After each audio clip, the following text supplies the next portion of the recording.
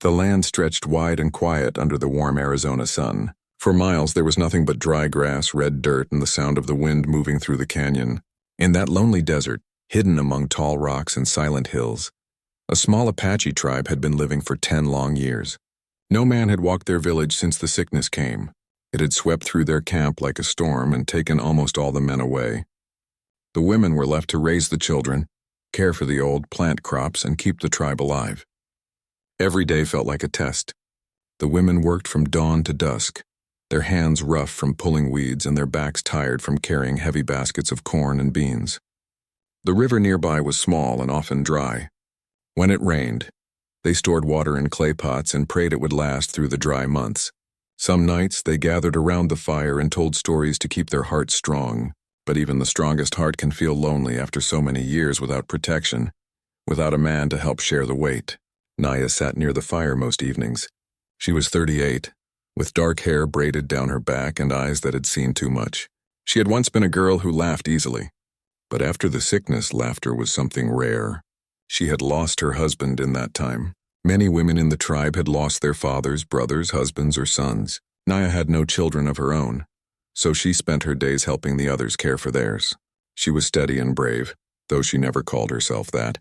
She simply did what needed to be done because if she didn't, no one else would. The tribe had survived for 10 years like this. They built stronger huts, learned how to repair their tools, and guarded each other with quiet determination.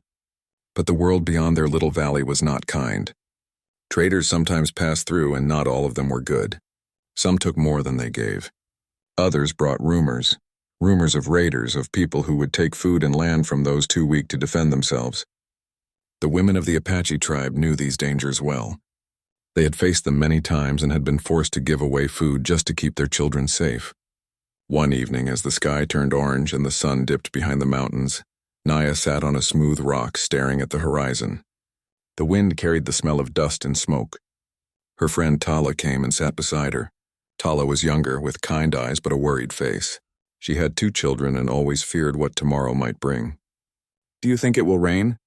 Tala asked softly. Naya shook her head. "Not tonight. The clouds have no weight." Tala sighed and pulled her shawl tighter. The children asked if they will ever see a man again. I didn't know what to say. Naya looked at the fire and said quietly, "We have each other. That has been enough." But deep down, Naya didn't fully believe it. The truth was the tribe needed help. Not because they were weak, but because the world outside had teeth. The raiders and thieves who roamed the land were getting bolder each year. And Naya feared the day they might not be able to protect everyone. Later that night, the women gathered around the fire with their children and elders. The stars stretched across the dark sky like silver dust. An elder named Waya began to speak.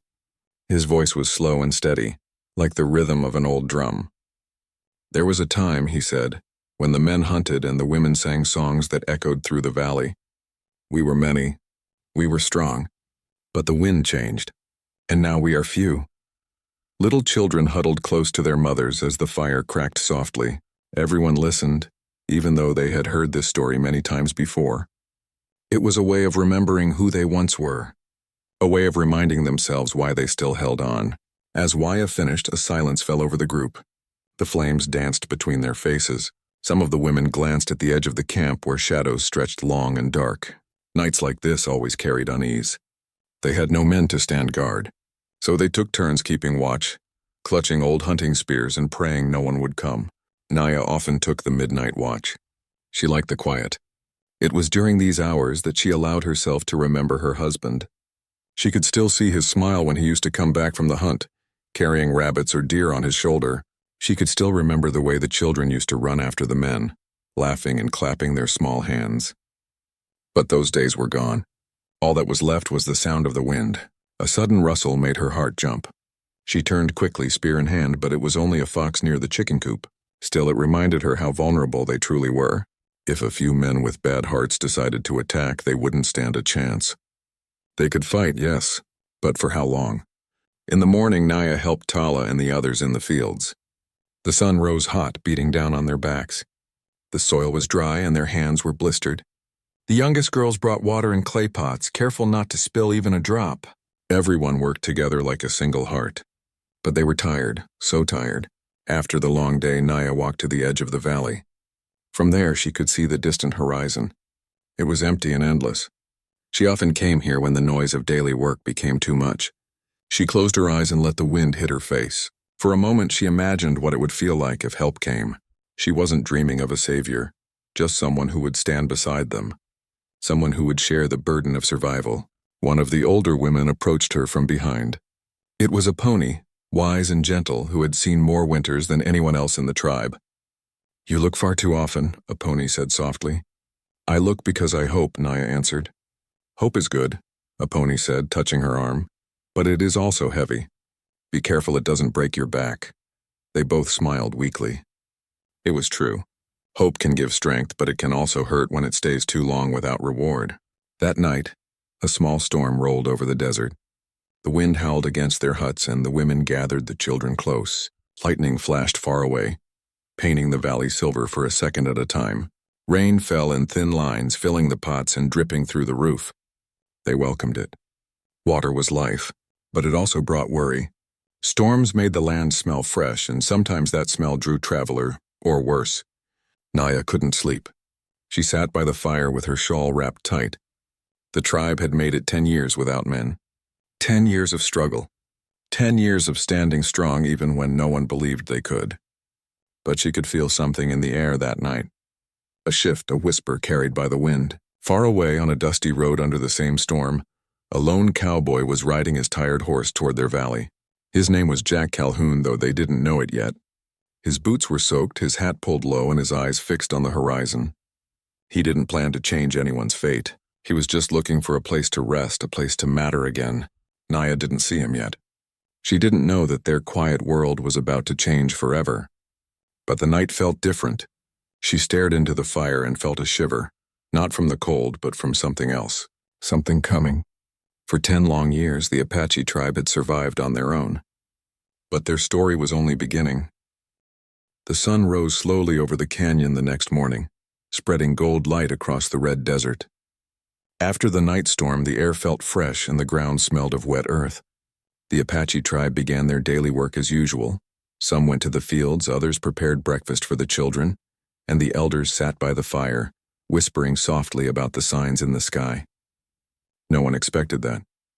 Far down the valley, a man on horseback was slowly riding closer to their world. Jack Calhoun's horse moved carefully along the uneven trail. The rain from the night before had softened the dust into dark red mud. Jack's boots were still damp and his hat was heavy with water. He was a tall man in his late 30s with sunburned skin, quiet brown eyes, and the kind of face that had seen both good and hard days. He wasn't a man of loud words. He had spent years working on ranches, sleeping under the stars and moving from one place to another. He had no family, no big plans, but something in him was tired of drifting. He saw the thin trail of smoke rising from the canyon ahead. That meant there was a camp or a small village nearby. He didn't expect much.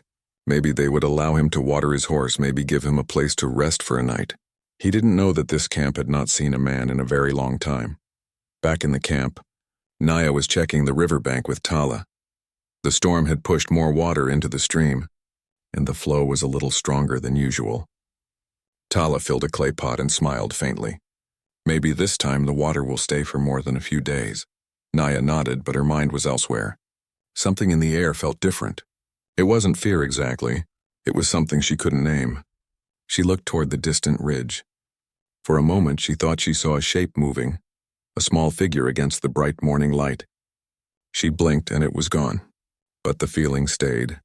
She returned to the camp where the elders were sitting near the fire. Waya, the oldest man left, was sharpening a stick into a spear. A pony was baking thin bread over the flames. The children were laughing nearby, chasing each other around the big tree in the center. It was a quiet, ordinary morning. That quiet changed a few hours later. One of the young girls, Suma, came running down from the lookout point, breathless and wide-eyed. "Someone's coming," she said, pointing toward the ridge. "A man on a horse." The words spread through the camp like wind through tall grass. A man. No one in the tribe had said those words in years. Mothers called their children closer.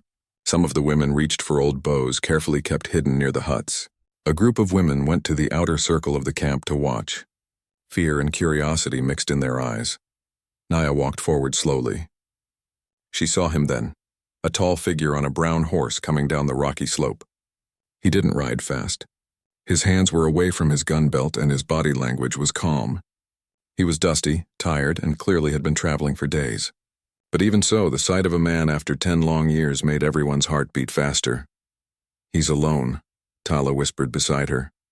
"Yes," Naya answered. Though she didn't relax, Jack noticed the watchful eyes on him as he came closer. He could feel the air tighten. The people here were cautious. He gently pulled on the reins and stopped at a safe distance, raising both hands slowly to show he meant no harm. "Morning," he said in a steady, quiet voice. The women didn't respond at first. They weren't sure what to do. Naya stepped forward, not too close, but close enough to speak. Her voice was calm but firm. "Why are you here?" Jack removed his hat respectfully. "Just passing through." Storm hit me last night. "I'm looking for water for my horse, and maybe a fire to sit by for a while." His simple, gentle way of speaking surprised some of the women. Many travelers in the past had come with loud demands or cruel eyes, but this man seemed different. He didn't push forward. He waited. The elders moved closer to stand behind Naya. A pony whispered something in her ear. Naya thought carefully. Letting a stranger in was dangerous, but turning him away could also bring more trouble. A hungry, tired man left behind might come back with others. Finally, she nodded once. "You may come in," she said, "but only near the fire. No closer to the homes." Jack nodded respectfully. "That's fair." He slowly led his horse to the water trough near the center. The children peeked from behind their mother's skirts. They had never seen a man in their short lives. Jack noticed their curious eyes and gave a small smile, though he didn't try to talk to them. He understood trust was not something he could ask for quickly. The women formed a circle at a distance, whispering among themselves. "Why is he here? Can we trust him? What if he's a scout for raiders?" The fear was understandable. They had lived for so long without men. A single stranger could change everything. Naya sat by the fire, watching him carefully. Jack sat across, quiet and respectful, warming his hands. He removed his gloves, and his fingers were cracked and calloused from years of hard work. Tala finally broke the silence. "Where are you from?" Jack glanced at her. "Texas. I've been on the road a long time. No home for a while." Waya narrowed his eyes. "Why come here?" Jack shrugged softly. "Wasn't planning to. Storm pushed me this way. I saw the smoke. Just looking for a safe night. Then I'll move on." That answer softened the air a little. Still, Naya didn't lower her guard. "We don't have men here," she said clearly. "If you cause trouble, every woman here will stand against you." Jack looked around the circle of women and nodded slowly. "Understood. I didn't come for trouble." The honesty in his tone surprised even Naya. She didn't trust him, but she didn't feel fear either. It was something different.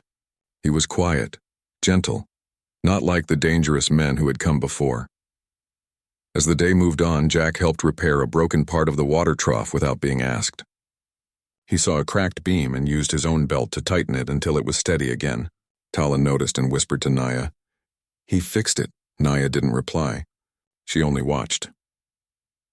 Later, when the sun was setting, Jack stood and said, "Thank you for letting me stay near the fire. I'll sleep by my horse tonight. Won't bother anyone." He started to walk away, but Waya stopped him. "There are coyotes in the hills," the old man said. "Better sleep inside the fence." That small offer meant more than it seemed. The tribe was still cautious, but something had shifted. Jack set his bedroll near the fence, close enough to be watched, but no longer seen as a direct threat. Naya sat awake late that night, listening to the soft wind and the distant sound of coyotes. She looked toward the quiet figure of Jack lying near his horse. For 10 years, their nights had only carried the sound of women's voices. Now a stranger's presence changed everything. The air felt heavier, but also strangely alive. Tala whispered beside her, "What do you think he will do?" "I don't know," Naya answered softly. "But something tells me he won't just pass through." The night grew still. The fire burned low. In the distance, Jack opened his eyes and stared at the stars. He didn't know what tomorrow would bring, but for the first time in a long while, he felt like maybe he had arrived somewhere that mattered. Neither he nor the tribe knew it yet, but his arrival was the beginning of something none of them could forget. The night came quietly, wrapping the Apache camp in soft darkness. The moon rose slowly, hanging like a pale lantern over the desert. Crickets filled the silence, and the air was cool after a warm day. The tribe lay resting inside their huts, children curled up beside their mothers, elders sleeping near the central fire. But not everyone slept easily.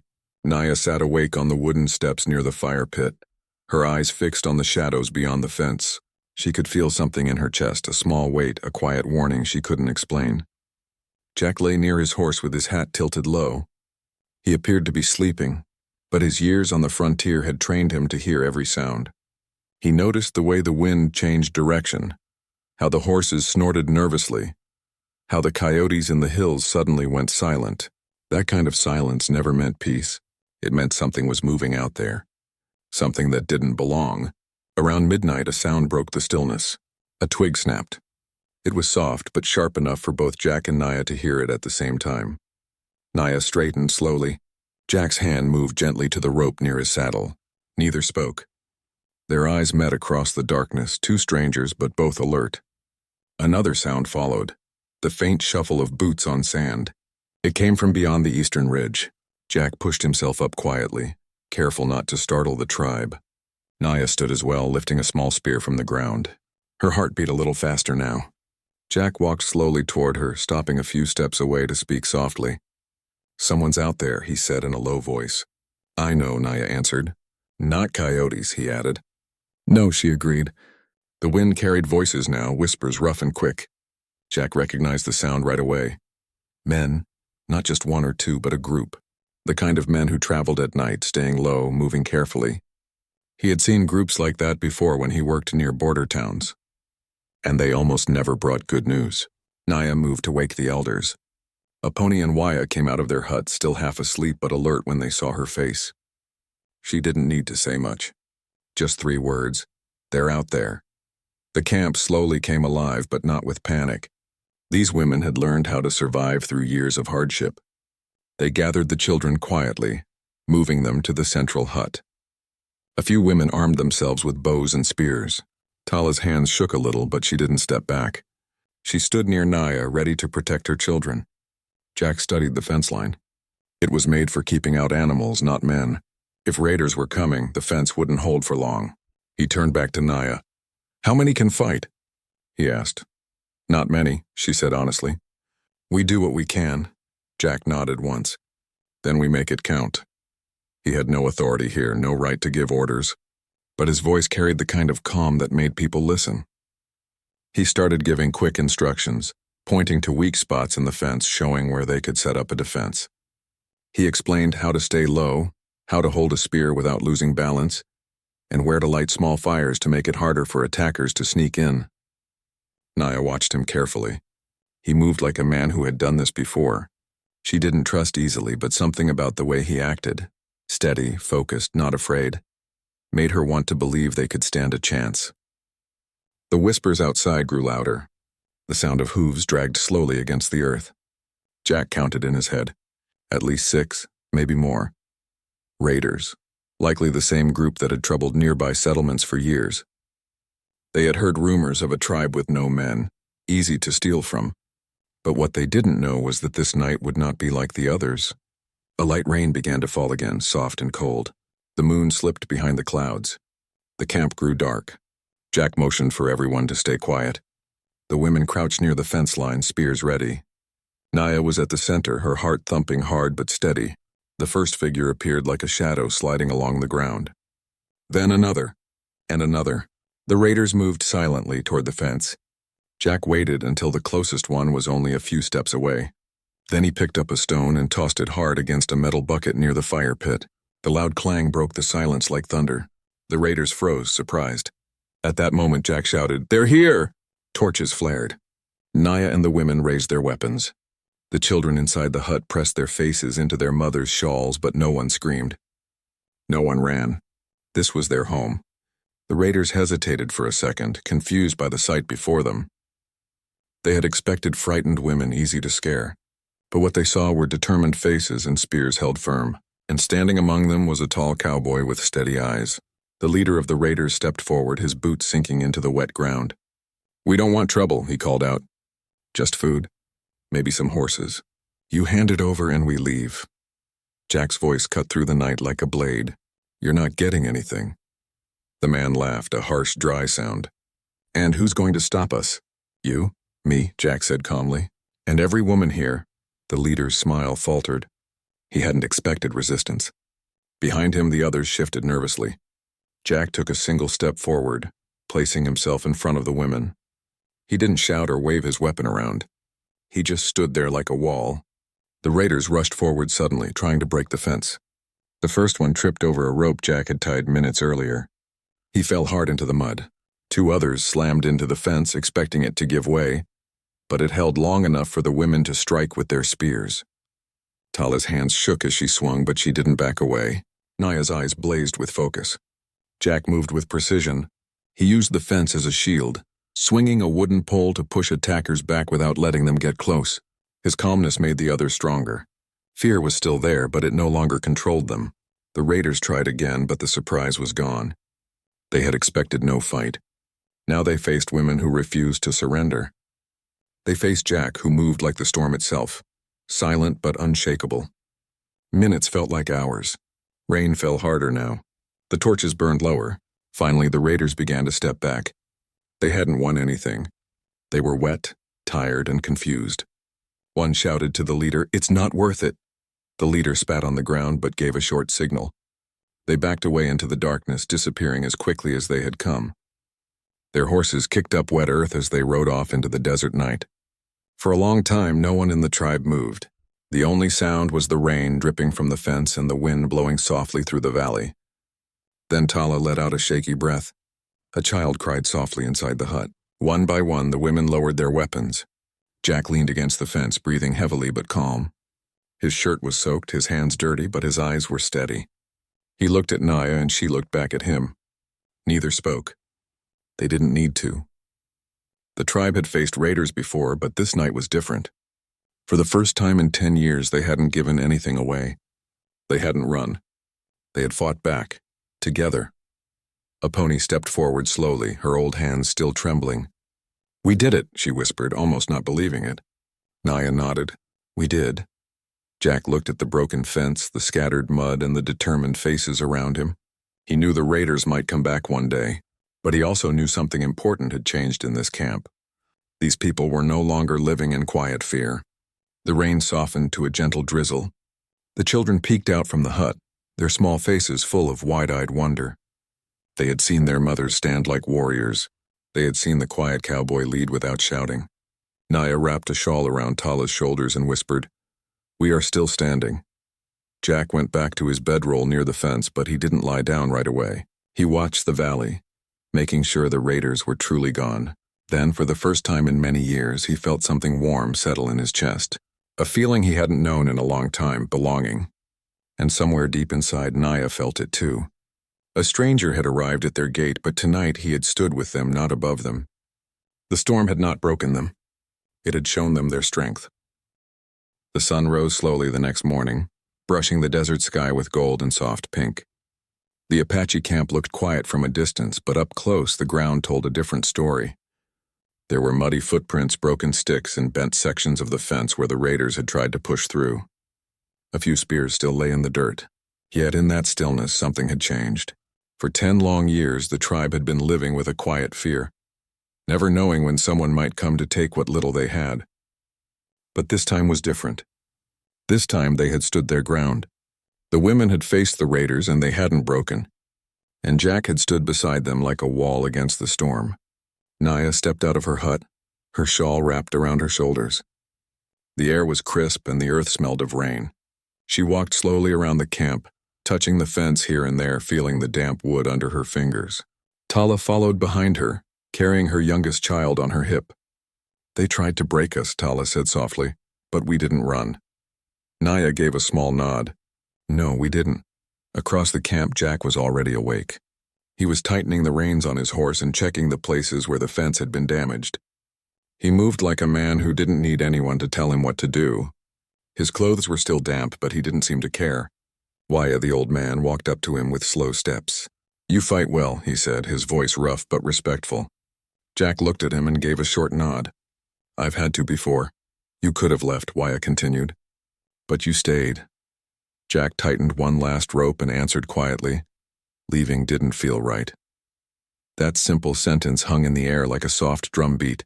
For years this tribe had been on its own. No man had ever stood between them and danger since the sickness took their people. But now someone had, and that changed everything. As the morning went on, the women began repairing the fence together. They carried new wooden poles, tied fresh rope, and set the fence even stronger than before. Jack joined in without asking. He lifted the heavier logs with ease, showing the younger ones how to anchor the posts deeper into the ground so they wouldn't fall easily. At first they worked quietly, but slowly, soft conversations began to flow. Some of the children, curious and brave, started asking Jack small questions. "Where are you from?" one little boy asked shyly. "Far away," Jack replied with a small smile. "A place with tall grass and wild horses." The children's eyes lit up. They had never traveled far from the valley, so the idea of such a place felt like a story. More children gathered around him, and he told them about the sky in Texas, the sound of the wind in the plains, and the way a horse can run like the wind when it's free. His voice wasn't loud, but it carried a kind warmth that made the little ones lean closer. Naya watched this from across the fence. She didn't interrupt, but something inside her chest shifted. It wasn't just relief from surviving the night. It was a new feeling, one she couldn't quite name. She had been the strong one for so long, carrying weight silently, and now for the first time in years, that weight felt a little lighter. By midday, the fence was strong again. Jack showed the tribe a few clever tricks he had learned on the trail. How to create a hidden rope trap, how to dig a narrow trench to make it harder for riders to charge in, and how to set stones in a way that gave them early warning if anyone stepped too close. The women watched closely, some repeating the steps until they could do it on their own. Jack didn't talk down to them. He taught them like equals. Aponi, the oldest woman, placed a hand on Naya's shoulder. "That man," she whispered softly. "He doesn't just fight. He builds." Naya nodded slowly. "Yes, he builds." Later, as the sun began to sink lower, the tribe gathered for a small meal near the fire. It wasn't a celebration, but it felt different from their usual quiet dinners. There was laughter from the children, gentle smiles between the women, and a steady, calm energy that filled the space. For years, they had eaten with fear sitting beside them. Tonight, it felt like fear was not at their table. Waya cleared his throat. "We owe thanks," he said. Everyone turned their eyes toward him. "Last night we stood together. We did not bow. And there is a man among us who chose to stand with us when he could have turned away." He looked at Jack and raised his hand slightly. "For that, we thank you." Jack was not used to speeches. His face turned slightly red under the firelight. He shook his head. "You don't owe me anything," he said simply. "I just did what anyone should do." But Naya spoke softly from the other side of the fire. "No, Jack, not everyone stays. Most turn away. You didn't." A quiet hum of agreement spread through the group. For the first time since he arrived, the tribe wasn't just tolerating his presence. They were beginning to accept him. As night came, the stars spread across the sky like a river of silver. Jack sat near the fence with his horse tied beside him. He had planned to leave after one night. That was how he lived, one place to the next, never staying long. But something about this camp felt different. The way the people worked together, the way the children listened, the way Naya's calm voice carried strength without needing to shout. He leaned back against the fence, staring at the stars, and quietly admitted to himself that he didn't want to ride away in the morning. Inside her hut, Naya sat awake too. She could still hear the echo of the raiders' boots, still feel the cold air on her skin from the night before. But instead of fear, she felt a strange calm. The tribe wasn't helpless anymore. They had someone beside them. Someone who didn't try to lead with force, but with quiet strength. The next morning, Jack didn't pack his saddle. Instead, he walked out early, just as the sun painted the valley gold again.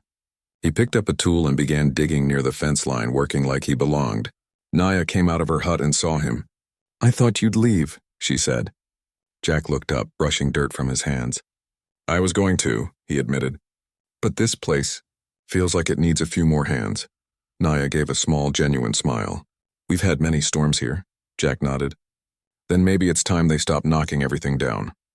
As the day passed, they worked side by side. Jack repaired the roof of the water hut, while Naya showed him where the tribe kept tools and food. Tala, Aponi, and others began making plans to build stronger storage and lookout points. For the first time in years, the tribe was not just surviving, they were preparing to stand strong. In the afternoon, Naya found herself sitting beside Jack near the small river. The air smelled of sage and a cool breeze moved through the trees. For a long time, neither spoke. Finally, Naya said, "We've lived without men for 10 years. We learned to carry everything ourselves." Jack listened quietly. "It was hard," she continued, her voice low. "Harder than words can explain. But when you stood there last night, I felt something I haven't felt in a long time. Safety." Jack looked down at the water, unsure what to say. He wasn't a man of fancy speeches. "I just did what felt right," he said finally. Naya nodded. She didn't need more than that. That evening, as the sun set again, the camp looked different. The new fence line stood firm. The traps were set. The people moved with quiet confidence. The little ones played freely without constantly looking over their shoulders. And at the heart of it all was a cowboy who had arrived by accident, but had become a part of something bigger. The raiders might return one day, but this time they would not find a fearful tribe. They would find a community ready to defend what was theirs. They would find a wall built not just of wood and rope, but of courage. As the stars came out, Naya sat by the fire. She looked at Jack sitting a few steps away, sharpening a tool with quiet focus. She didn't say it out loud, but in her heart she knew this truth. Their tribe would never be the same again. A stranger had walked into their lives, and without even asking for it, he had become their shield. And for the first time in 10 long years, Naya felt hope not as a faraway dream, but as something warm and real, right there in the glow of the fire. The sun rose gently over the desert hills, painting everything in soft gold. The Apache camp looked peaceful in the early light. Birds fluttered between the trees. The water in the stream shimmered. A warm breeze carried the scent of sage and wet earth. It was hard to believe that just a few days earlier, the camp had been wrapped in fear and silence. Naya stepped outside her hut with her shawl over her shoulders. She looked around and saw children running and laughing near the river. Tala was hanging clothes to dry. Aponi was making bread over the fire. Waya was sharpening sticks into spears, his movement slower but sure. And there near the fence was Jack, tightening the last rope on a new corner post. He had built it stronger than before, steady, firm, and tall. The air in the camp felt different now. For years, every sunrise had brought worry. But this morning, the light felt safe, warm, alive. The tribe wasn't just surviving anymore. They were growing stronger. Jack wiped sweat from his forehead, leaned back and looked at the fence with quiet pride. He wasn't used to belonging anywhere. For most of his life, he had moved from place to place like a man without roots. But here, for the first time in years, he woke up with purpose. He wasn't a visitor anymore. He was part of something. Naya walked toward him. "It looks strong," she said softly, looking at the new fence. Jack nodded with a small smile. "It'll hold better now. If anyone comes again, they'll have a harder time getting through." She studied the fence, then looked at him. "You've done more than fix wood and rope," she said quietly. "You've changed this place." Jack didn't know how to answer that. He wasn't the type to take credit. He simply scratched the back of his neck and said, "You were strong before I got here. I just gave a hand." Naya didn't argue, but she knew the truth. Jack had brought something the tribe had lost long ago, not just strength, but hope. He had stood beside them without demanding anything in return. The tribe gathered near the fire later that morning to share their simple breakfast. The little ones sat cross-legged on the ground, tearing bread with their tiny hands. The elders sat nearby, their faces softer than usual. Tala's children climbed on a log, pretending they were riding horses. The laughter spread like sunshine. Jack sat on the edge of the gathering, not trying to stand in the center, just quietly being part of it. Waya stood slowly, leaning on his stick, and spoke in his gravelly old voice. "For 10 years, he said, this tribe has walked through storms alone. We buried our fathers, brothers, sons, and husbands. We learned to plant without help, to fight without fear. We grew strong, even when the world thought we were weak." He paused, looking at the faces around the fire. But this year the wind changed. A stranger rode into our valley, a man who had no reason to stay, but he did. The women listened quietly. Jack stared at the ground, feeling a little awkward at being spoken about like that. Waya continued, "He didn't lead us. He stood beside us. And when danger came, he didn't turn away.